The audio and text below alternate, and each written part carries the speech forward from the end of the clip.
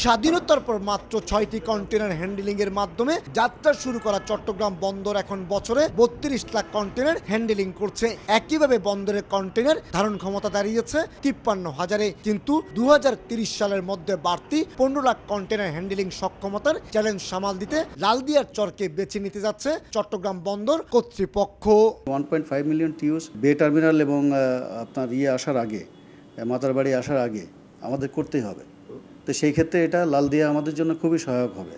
একেবারে কর্ণফুলী নদীর তীর ঘেঁষে নগরীর পতেঙ্গা এলাকায় এই লালদিয়া চরের অবস্থান। ইতিমধ্যে চরের 64 একর জায়গাকে দুটি অংশে বিভক্ত করে উন্নয়ন পরিকল্পনা সাজিয়েছে বন্দর কর্তৃপক্ষ।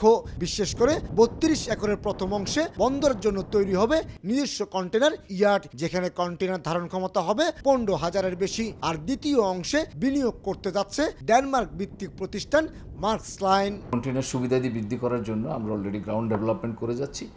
বেশ কিছু কাজ হয়ে গেছে এবং বাকি কাজ অলরেডি চলমান আছে। বিশ্বজুড়ে 50% বেশি কন্টেনার পরিবহন এবং হ্যান্ডেলিং করছে মার্কস লাইন। আর তাই বিনিয়োগকে দেশের আমদানি রপ্তানি বাণিজ্যের জন্য ইতিবাচক হিসেবে দেখছেন শিপিং ব্যবসায়ীরা। নিজস্ব যেটি যদি তাদেরকে দেওয়া হয় তখন আমদানি এবং রপ্তানির যে ফ্লোটা এটা কিন্তু অনেকাংশে বেড়ে যাবে। এর আগে 1,500 কোটি টাকা খরচ করে নির্মিত পতেঙ্গা কন্টেনার টার্মিনাল পরিচালনার দায়িত্ব দেওয়া হয়েছে সৌদি আরব ভিত্তিক প্রতিষ্ঠান রেড সি গেটওয়েকে। লালদিয়ার চরের ক্ষেত্রে রেডিমেড টার্মিনাল হস্তান্তরের পরিবর্তে বিদেশি বিনিয়োগকারী প্রতিষ্ঠানকে দিয়েই টার্মিনাল নির্মাণের কথা বলছেন ব্যবসায়ীরা। রেডি কোনোকে না যাওয়ার থেকে যে এসে এটাকে ইনভেস্ট করে সেটাকে তৈরি করে যদি তারা অপারেট করে, সেটা আমাদের জন্য অনেক বেশি ফিজিবল। এখানে যদি একটা নতুন করে একটা ইয়ার্ড তৈরি করে তাহলে ডেফিনেটলি সেখানে অনেক বেশি কন্টেনার স্টোরেজ করা যাবে এবং সেটা বর্তমান বন্দরের উপর একটা বড় ধরনের চাপ কমাবে।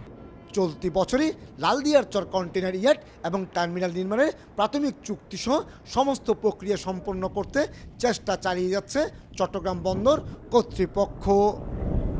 পতেঙ্গার লালদিয়ার চরের এই অংশে বন্দর গড়ে তুলবে কন্টেনার ইয়ার্ড, আর পার্শ্ববর্তী অংশে মার্কস লাইনের টার্মিনাল।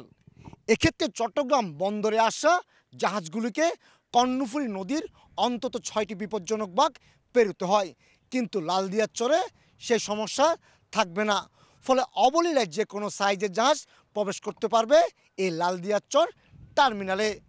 পতেঙ্গার লালদিয়ার চর থেকে কমল দে, সময় সংবাদ।